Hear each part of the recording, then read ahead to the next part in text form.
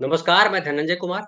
बांग्लादेश में अभी नई सरकार नहीं बनी है, लेकिन नई सरकार की तैयारी ज़ोर-शोर से चल रही है। सेना विपक्षी दल जो के नेता हैं, उनसे मीटिंग कर रही है। खालिदा जिया हैं, बांग्लादेश नेशनलिस्ट पार्टी के नेता, उनको रिहा कर दिया गया है। वो जेल में बंद थी भ्रष्टाचार के आरोप में। लेकिन जो स्टूडेंट लीडर है, वो कह रहे हैं कि सेना जो है 3 बजे तक का समय दिया है, कि 3 बजे तक संसद भंग करे। उन्होंने एक वीडियो जारी किया है बाकायदा स्टूडेंट्स लीडर्स ने, और उन्होंने कहा है कि हम देश में आगजनी और हिंसा का विरोध करते हैं। हम लोगों को इस आंदोलन को हाईजैक करने से रोकना है। कहा जा रहा है कि ये जो आंदोलन है, जो छात्रों का आंदोलन रहा और आरक्षण के खिलाफ, और जो सरकार थी शेख हसीना की सरकार, उनके तानाशाही रवैये के खिलाफ जन आंदोलन था, ये छात्रों का आंदोलन था। और इसमें कहा गया है कि इसमें विपक्षी दल के लोग और कुछ और लोग जो फंडामेंटलिस्ट हैं, वो घुस आए हैं। लोगों ने ये भी आरोप लगाया, मीडिया में भी ये भी आरोप आया कि कहीं इसके पीछे पाकिस्तान समर्थक लोग या जो है चीन समर्थक लोग हो सकते हैं। इस तरह की बातें की गई। तो छात्रों ने कहा है कि हम किसी को ये हाईजैक नहीं करने देंगे। और एक अच्छी खबर ये भी आ रही है कि तमाम जो ढाका की जो सड़कें हैं, उस पे पुलिस तो गायब है, लेकिन वहाँ पे जो छात्र नेता हैं, जो छात्र हैं, उस स्थिति को कंट्रोल कर रहे हैं। एक ये भी खतरा बताया जा रहा था कि जो हिंदू वहाँ पे रह रहे हैं, हिंदू अल्पसंख्यक हैं और उनके घरों पे हमले हो रहे हैं। ये भी खबर आई कि जो एक लिटन दास करके क्रिकेटर है, वहाँ के हिंदू हैं, उनके घर पे हमला हुआ है। लेकिन ये सब बातें गलत साबित हुई। कहा गया कि लिटन पे नहीं, बल्कि मुर्तज़ा करके एक क्रिकेटर हैं, उनके घर पे हमला हुआ, चूँकि वो जो अवामी लीग के सांसद रहे, इसलिए उनके घर पे हमला हुआ। लेकिन हिंदुओं पर हमलों की बात जो है, वो सही नहीं बताई गई। ये भी हुआ है कि ये भी खबर आ रही है कि जो इस्कॉन का मंदिर है, वहाँ पे लोगों ने हमला किया है और उसको कंट्रोल करने की कोशिश की जा रही है। कई घरों के बाहर जो हिंदू इलाके हैं, हिंदू घर हैं, उनके बाहर जो वहाँ के जो छात्र नेता हैं या और जो उनके साथी हैं, वो सब रखवाली कर रहे हैं, पहरेदारी कर रहे हैं, और लगातार इस तरीके के मस्जिदों से तकरीर दी जा रही है कि अल्पसंख्यकों को कोई नुकसान ना पहुँचाया जाए। तो जो खतरा एक लग रहा था कि ये पूरा का पूरा आंदोलन वो हिंसक मोड़ कहीं न ले ले और जो फंडामेंटलिस्ट हैं उसका लाभ ना उठाएँ, वैसा होता हुआ दिखाई नहीं पड़ रहा। हालाँकि जो प्रदर्शनकारी छात्र हैं, उन्होंने जो मोहम्मद यूनिस हैं, जो बांग्लादेश के इकोनॉमिस्ट हैं और उनको नोबेल पुरस्कार मिला है। आपको पता होगा कि उनको नोबेल पुरस्कार मिला है मैक्रो मैनेजमेंट के लिए बैंकिंग सिस्टम में। और वो जो है, उन्होंने पहले उनको प्रधानमंत्री बनाने की बात की जा रही थी, जो उन्होंने स्वीकार नहीं किया। फिर उन्होंने उनको जो है चीफ एडवाइज़र के तौर पे रखे जाने की बात कही गई। पहले वो स्वीकार नहीं किया था, लेकिन बाद में उन्होंने स्वीकार कर दिया है। और उन्होंने कहा कि हम सरकार बनाने में मदद देंगे। और उन्होंने कहा कि मैंने इस पद से इनकार कर दिया था, लेकिन छात्रों के बार-बार अपील करने पर मैंने उनकी बात मान ली। यूनुस ने कहा कि छात्र कई दिनों से प्रदर्शन कर रहे थे, उन्हें इसकी भारी कीमत चुकानी पड़ी। बहुत सारे लोग बहुत सारे छात्र मारे गए हैं इस जो पूरे जो आंदोलन हुआ उसमें। अगर छात्रों और देश की जनता ने इतनी कुर्बानी दी है, तो मेरी भी कुछ ज़िम्मेदारी है। यही सोचकर मैंने छात्रों की मदद का फैसला लिया है। तो वो अभी जो है ओलंपिक कमिटी जो है, ओलंपिक खेल हो रहा था, उसकी कमिटी ने उनको न्योता दिया था स्पेशल गेस्ट के तौर पर, वहाँ गए हुए हैं। वो जल्द ही बांग्लादेश लौट सकते हैं, तो ये है। दूसरी तरफ जो है, जो हमारे विदेश मंत्री हैं एस जयशंकर साहब, उन्होंने जो है राज्यसभा में बयान दिया है।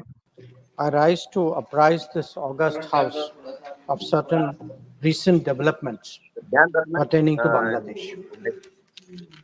As honorable members are aware, India-Bangladesh relations have been exceptionally close for many decades over many governments.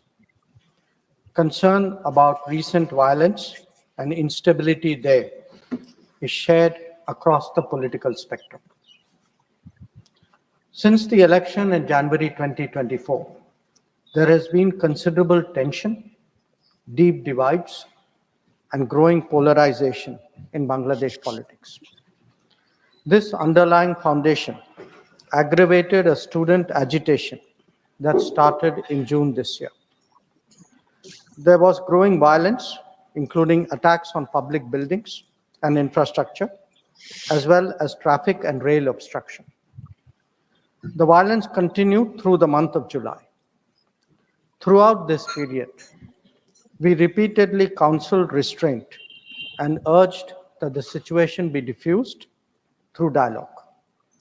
Similar urgings were made to various political forces with whom we were in touch. So, despite a Supreme Court judgment on 21 July, there was no let-up in the public agitation. Various decisions and actions taken thereafter only exacerbated the situation. The agitation at this stage coalesced around a one-point agenda, that is that the Prime Minister, Sheikh Hasina, should step down. On 4th August, events took a very serious turn. Attacks on the police, including police stations and government installations, intensified even as overall levels of violence greatly escalated. Properties of individuals associated with the regime were torched across the country. What was particularly worrying was that minorities, their businesses and temples also came under attack at multiple locations. The full extent of this is still not clear. Sir, on 5th August, demonstrators converged in Dhaka despite the curfew. Our understanding is that after a meeting with leaders of the security establishment, Prime Minister Sheikh Hasina apparently made the decision to resign. At very short notice, she requested approval to come for the moment to India. We simultaneously received a request for flight clearance from Bangladesh authorities. She arrived yesterday evening in Delhi. The situation in Bangladesh, sir, is still evolving. The Army Chief, General Waqar-uz-Zaman, addressed the nation on 5th August. He spoke about assuming responsibility and constituting an interim government. We are in close and continuous touch with the Indian community in Bangladesh through our diplomatic missions. There are an estimated 19,000 Indian nationals there, of which about 9,000 are students. The bulk of the students, however, have already returned to India in the month of July on the advice of the High Commission. In terms of our diplomatic presence, in addition to the High Commission in Dhaka, we have assistant High Commissions in Chittagong, Rajshahi, Khulna, and Sylhet. It is our expectation that the host government will provide the required security protection for these establishments.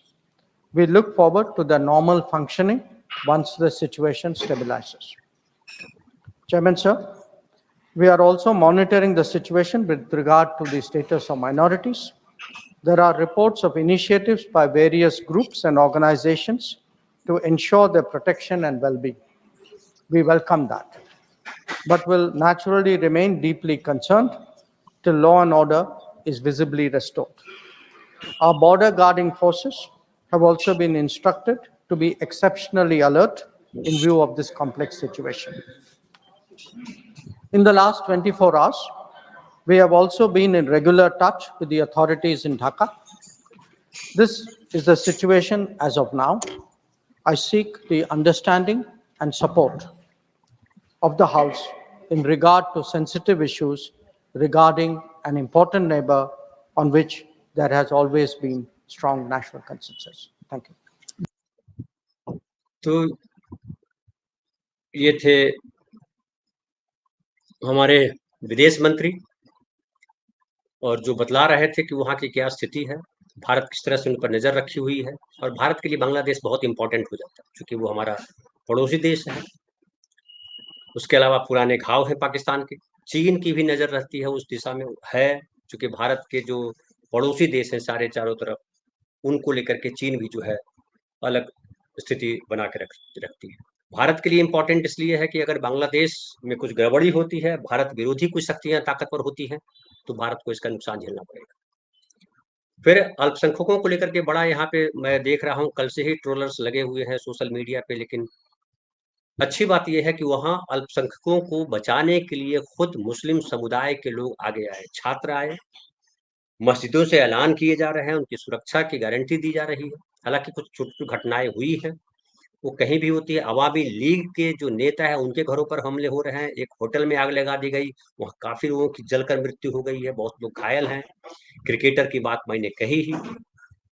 उसके अलावा जो जो छात्र नेता हैं, जिनके नेतृत्व में ये पूरा आंदोलन हुआ है, ढाका यूनिवर्सिटी के जो छात्र नेता हैं, उन्होंने बाकायदा जो है वो छात्रों ने, जो वहाँ के राष्ट्रपति हैं बांग्लादेश के, मोहम्मद शहाबुद्दीन, उनको जो है बाकायदा अल्टीमेटम दिया है छात्र नेताओं को कि आप संसद भंग कीजिए, और ये कहा कि अगर ये पूरी नहीं किया आपने अगर, तो हम सख्त से सख्त कदम उठाएंगे। क्योंकि इंटरिम गवर्नमेंट बनाने की जब बात आ रही है, अंतरिम सरकार बनाने की बात आ रही है, फिर चुनाव होगा, तो उसमें कहा जा रहा है कि विपक्ष के जो नेता हैं, खालिदा जिया जी को मैंने बताया कि रिहा किया गया, और नेताओं को रिहा किया गया है जिनको जेल में बंद किया गया था। कोई तानाशाही रवैया जिसकी बात कर रहे हैं सब लोग, उसको लेकर के शेख हसीना जी ने जो किया था, तो उनको रिहा कर दिया गया सबको। और लेकिन एक सरकार बनाने के लिए तैयारी चल रही है, जो लीडर्स हैं, जो अपोजिशन के लीडर्स हैं, उनके साथ बैठ करके सेना ये कर रही है। लेकिन इनका कहना है छात्र नेताओं का कि ऐसा नहीं होने देंगे। प्रदर्शनकारियों के नेतृत्व कर रहे जो है लोग, उन्होंने मना किया इसको और कहा कि ऐसी सेना की तरफ से कोई भी सरकार अगर बनाई जाती है तो हम इसको स्वीकार नहीं करेंगे, और वे जल्द ही देश में अंतरिम सरकार के लिए नामों का प्रस्ताव पेश करेंगे। उनका कहना है कि हम जो है कौन अंतरिम सरकार में होगा, कौन कौन होंगे, उसके लिए हम आपको नाम देंगे और वो आपको करना है। अभी बहुत सारे घटनाक्रम होने हैं, बहुत सारी परतें खुलनी है बांग्लादेश की और हिंदुस्तान की भी। हम जानेंगे कि राजनीति क्या कर रही है और राजनीति के बीच आम आदमी की क्या हैसियत है, ये सबसे इम्पोर्टेंट है। चूंकि हम नागरिक की बात कर रहे हैं, आम आदमी की बात कर रहे हैं, शेख मुजीबुर रहमान हो या शेख हसीना हो, आम आदमी के लिए क्या है, ये बड़ा इंपॉर्टेंट हो जाता है। हमारे देश में भी बहुत हल्ला किया जा रहा है, पांचवी अर्थव्यवस्था, तीसरी अर्थव्यवस्था, लेकिन आम आदमी के हिस्से क्या आ रहा है, ये सबसे ज्यादा चिंता का विषय है। और ये आम आदमी के हिस्से अगर नहीं आएगा, वहां अगर 3 करोड़ बेरोजगार है 17 करोड़ में, तो इतना बड़ा आंदोलन हो सकता है, तो यहाँ तो करोड़ों करोड़ बेरोजगार है, फिर क्या होगा। लेकिन शायद हमारे देश की मिट्टी में कोई खुशबू है जो हमें जो है हिंसा की तरफ जाने नहीं देती। बहुत बहुत धन्यवाद।